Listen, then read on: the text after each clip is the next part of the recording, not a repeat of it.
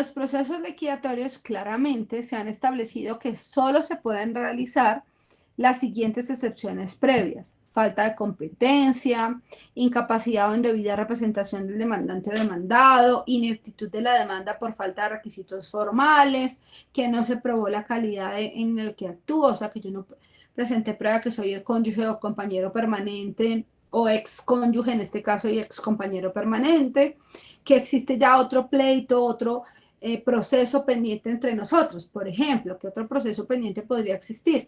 El único bien que tiene la sociedad es una casa. Y esa casa está a nombre de un tercero porque simulamos por alguna razón durante el matrimonio y quedaba a nombre de la suegra, del cuñado, del tío, del primo, del hijo. Entonces, ya estoy adelantando el proceso de simulación para que el bien regrese a la sociedad conyugal o a la sociedad patrimonial de hecho, y hasta que eso no se resuelva no podemos liquidar. Entonces, yo lo que, como existe un pleito pendiente, yo le pido al juez que no continúe con el trámite del proceso. Yo entonces puedo presentar esas excepciones previas para impedir que el proceso continúe o para impedir, en otras palabras, que exista una decisión de fondo en el proceso. También puedo intentar excepciones de fondo, porque, por ejemplo, eso ya se resolvió por escritura pública, entonces hay cosa juzgada, o ya hubo prescripción, o alguna otro tipo de excepciones. Acuérdense que uno plantea las excepciones relacionadas con el derecho que estoy discutiendo, y por eso no hay una lista taxativa de excepciones de fondo, porque eso dependerá del derecho que estoy discutiendo dentro del proceso. Yo ya presenté la demanda, ya la demanda se corrió traslado, ya la contraparte la contestó. Entonces, ¿qué es importante tener en cuenta? ¿Qué debe hacer el abogado o la abogada dentro de ese proceso? Pues lo primero que decíamos que debíamos hacer como abogados era presentar la demanda y acompañar la demanda de los inventarios y avalúos de bienes. ¿Qué deben contener los inventarios y avalúo de bienes o qué cosas debo tener en cuenta para hacer ese inventario y avalúo de bienes? Pues primero, que debo hacer un listado de todos los activos y pasivos que le pertenecen a la sociedad conyugal o sociedad patrimonial de hecho. ¿Qué debo tener en cuenta en esos inventarios y avalúos de bienes? Si existen recompensas y aquí a favor de quién existen, o a favor de la sociedad o a favor de un socio. También debo determinar cuáles son los pasivos internos o los pasivos externos. Todo debo hacer una relación en últimas completa de los activos y los pasivos de la sociedad. Asimismo, debo presentar las pruebas de la existencia de esos activos y las pruebas de la existencia de esos pasivos. Entonces, por ejemplo, si yo estoy diciendo que hay un apartamento de la sociedad, pues ¿qué debo presentar por lógica? La escritura pública, el certificado de libertad y tradición, el pago de los impuestos.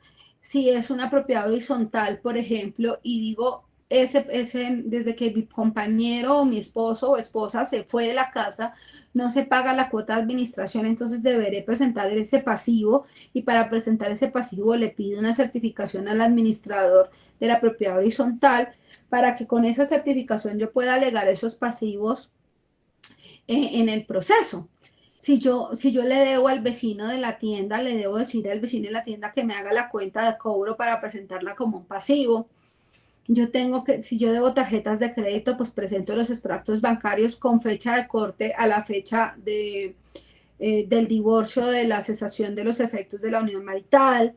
Si yo le debo un crédito al banco, porque con ese crédito yo de libre inversión yo adquirí el carro de la sociedad, pues debo presentar todo el extracto y pedir al banco que me certifique la existencia de ese crédito. Entonces, en los inventarios yo pongo la relación de activos y pasivos, y asimismo debo presentar las pruebas de la existencia de esos pasivos y de esos activos. Yo no puedo decir, es que yo creo que él por allá tiene un bien en Anapoima. No, a mí lo que va a decir el juez es, presénteme la prueba de que el bien existe, primero, y de que está en Anapoima. Y entonces, fácil, vaya a la Oficina de Instrumentos Públicos de Anapoima y pida el certificado. Ah, que la Oficina de Instrumentos Públicos no me entregó el certificado. Pruébeme que usted intentó hacerlo. Si usted me prueba que lo intentó hacer, que pedir el certificado y no le entregaron el certificado, si usted me presenta esa prueba, yo le voy a ordenar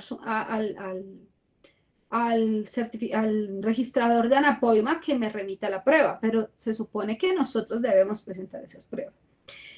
Que yo quiero inventar este apartamento no por el valor catastral, sino que quiero que quede claro que tiene un valor comercial que es superior. Entonces, debo presentar el avalúo realizado por un perito, donde el perito diga, con todas las técnicas que ellos tienen, cuánto realmente cuesta el inmueble. Si cuesta 1 millón, 2 millones, 3 millones, 4 millones, ¿cuánto cuesta? Y el perito tiene una técnica para eso y emite un dictamen, y a ese dictamen yo le debo anexar el certificado que lo acredita como perito. No es que a mí se me ocurrió porque yo creo que esto vale 1.000 millones, porque es que nosotros las personas le podemos poner a los bienes valores sentimentales. Entonces, como le ponemos valores sentimentales, podemos hacerlo o discriminar un bien por un valor mayor al comercial. Entonces, yo como amo y adoro mi taza de café, entonces yo le pongo a mi taza de café un valor sentimental de 1 millón de pesos, cuando cualquiera sabe, incluso por sentido común, que si es una taza común y corriente en cerámica, que no es ni enchapada en oro ni tiene ninguna característica especial, esta taza no cuesta más de 12.000 pesos en un mercado local. Entonces, por eso es que nos vamos a un peritaje. Nos vamos a un peritaje para que no se incluya el valor sentimental, emocional que le ponemos las personas a los bienes. Es importante también tener claro que yo realizo este proceso de inventario y avalúos, y parte de realizar ese proceso de inventario y avalúos es que se determine ya, desde incluso antes del inicio del proceso, cuáles van a ser los posibles gananciales que obtendrán nuestros clientes, es decir, cuánto les va a corresponder por activos, cuánto les va a corresponder por pasivos. Y asimismo, pues yo en el proceso, o es una tarea del abogado, si es un proceso de mutuo acuerdo, es decir, si vamos a realizar el proceso por escritura pública, es una tarea del abogado realizar el trabajo de partición. ¿Eso qué significa? Que yo como abogado confecciono los inventarios, anexo los avalúos, puede ser el valor del predial o puede ser un avalúo comercial, entonces para eso anexo el peritaje. Puedo determinar y presento las pruebas de los pasivos. Yo le digo a mi cliente, mire, eventualmente por gananciales usted va a obtener 100, 200, 300 millones y debo realizar el trabajo de partición y se lo presento a la notaría o lo presento al juzgado dependiendo en qué circunstancias me encuentro. El abogado es el que realiza ese trámite cuando la relación termina o el vínculo termina de mutuo acuerdo. Ahora, si no termina de mutuo acuerdo, sino que es contencioso, puede ocurrir una de dos. O primero, que los dos abogados, el de demandante y demandado, nos pongamos de acuerdo y realicemos nosotros el trabajo de partición. Pero si no estamos de acuerdo, también puede ocurrir que el juez designe de la lista de auxiliares de la justicia un partidor. Y será esa persona, ese auxiliar de la justicia, el que realice todo el trabajo partitivo. En ese caso, los abogados, ¿qué debemos tener en cuenta? Estar muy pendientes cuando a nosotros nos corran traslado, es decir, nos informen que ya el partidor terminó el trabajo y nos pongan en conocimiento el trabajo de partidor, que nosotros estemos muy pendientes de que ese trabajo de partición que se realizó tiene en cuenta todos los inventarios y todos los avalúos que se hicieron dentro del proceso y que las sumas, es decir, toda la situación aritmética sea coherente, es decir, que si nosotros le pusimos al bien o en los inventarios todos tienen un valor de 1.000 millones, pues en la partición se distribuyan 1.000 millones y no 900. Eso es importante. Entonces, si los avalúos se dan en el marco de un proceso judicial, los inventarios y los avalúos se dan en el marco de un proceso judicial, es decir, no lo hicimos de mutuo acuerdo, eh, siempre se va a realizar audiencia, o sea, el juez siempre cita audiencia de inventarios y avalúos. En esa audiencia de los inventarios y avalúos se van a presentar las pruebas de qué bienes existen, cuánto cuestan los bienes, qué pasivos existen, cómo está determinado ese pasivo. Debemos incluir esas pruebas y debemos determinar si existe recompensa o no dentro de esa audiencia. Ahora, si yo no estoy de acuerdo, porque por ejemplo, mi contraparte me viene a traer una deuda de una tarjeta de crédito por 10 millones y yo logro probar, o tengo claro que esos 10 millones los utilizó fue para irse de viaje a Cancún con la amante, o para comprarle un anillo de diamantes al amante, o para pagarle la cirugía estética al amante, pues yo puedo presentar una objeción en la audiencia de inventarios y avalúos, no después, ahí, en ese momento. O sea, yo como abogado debo ir preparado con todo mi arsenal probatorio. Y el juez lo que va a hacer cuando yo le presento esas pruebas y le presento esa objeción, lo que va a hacer es suspender la audiencia y luego emitir un auto donde resuelve la objeción. Esa objeción que me presenta el juez, yo la puedo apelar. O sea, esa objeción que me presenta el juez, no. Ese auto que profiere el juez, una vez resuelve la objeción, es susceptible del recurso de reposición y también es susceptible del recurso de apelación. Ahora, si yo dejé de inventariar un bien, puedo iniciar con posterioridad a la primera audiencia, puedo solicitar una audiencia de inventarios y avalúos adicionales. Tendría que probar que conocí de la existencia de un nuevo bien que no se inventarió en su momento y que por lo tanto es importante realizar. Lo que no se suele dejar inventariar con posterioridad son los pasivos. Entonces, los pasivos sí tendría que hacerlos en la diligencia de inventarios y avalúos principal, en la primera audiencia. Porque también se evita que después alguna de las partes quiera preconstituir pasivos. O sea, si yo ya sé que existe un pasivo, en la primera audiencia los presento. Eso no, por sentido común, no me espero 3 años para sacar el as bajo la manga. Ay, mire, aquí había un pasivo que yo no sabía que tenía. ¿Cómo no vamos a saber cada uno de nosotros cuál es nuestra contabilidad o nuestra situación financiera? Entonces, para evitar que se inventen pasivos, es por eso que esa audiencia de inventarios y avalúos adicionales es para activos, salvo que el activo tenga vinculado un pasivo. Por ejemplo, acuérdense que los ricos somos así excéntricos. Yo tengo una casa, un apartamento de recreo en Cartagena. Y entonces yo como tengo mi casa, mi apartamento de recreo en Cartagena, no sabía la otra persona y dice, mira, que hay un apartamento en Cartagena, pero ese apartamento en Cartagena tiene una hipoteca. Entonces necesariamente si yo voy a inventariar el activo, que es ese apartamento de recreo en Cartagena, pues también se incluye el pasivo. Además porque si tiene una hipoteca, pues está también la garantía real. Por regla general, luego de que yo ya realizo los activos, ya están en firme los inventarios y avalúos, es decir, el juez ya resolvió las objeciones y se presentaron, no hubo oposición, tenemos claro que esos son los bienes que existen, esos son los pasivos, esas son las recompensas. Lo que va a hacer el juez es ordenar la partición y como les dije, de mutuo acuerdo, los abogados podrían hacer el trabajo de partición. O si nosotros no estamos de acuerdo, yo digo, no, yo desconfío de mi contraparte, se nombra un auxiliar de la justicia por parte del juez. Entonces, lo que va a hacer ese partidor generalmente es otorgar un derecho común y proindiviso sobre todos los bienes. Es decir, que se supone que si hay 2 tasas, una tasa es para usted, una tasa es para mí. Si hay un apartamento, el 50% es para usted, el 50% para mí. Si hay un carro, va a quedar a nombre de los dos. Eso a la postre, a mí me parece que es un problema porque queda la gente en una situación de comunidad. El famoso cuasi contrato de comunidad se generaría allí. Y entonces después va a ser un problema para la administración de la casa, para quien usa el carro y quien no, cuánto tiempo, si se devalúa o no se devalúa el vehículo porque usted lo tenía, bueno, en fin. La responsabilidad civil extracontractual y contractual de tener un vehículo circulando y otra persona lo esté manejando.